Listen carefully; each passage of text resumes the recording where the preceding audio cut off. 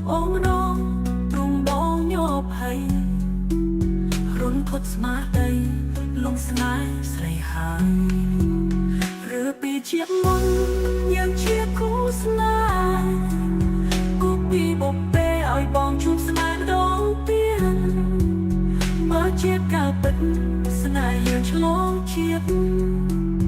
សូមជួបអូនទៀតគ្រប់ជាតិណាថ្លៃតើជាការពិតដោយការគិតទេបងទុកអិនហើយខ្លាចអូនបានគេណាថ្លៃដឹងចិត្តមកទេថាបងស្នេហ៍ស្រី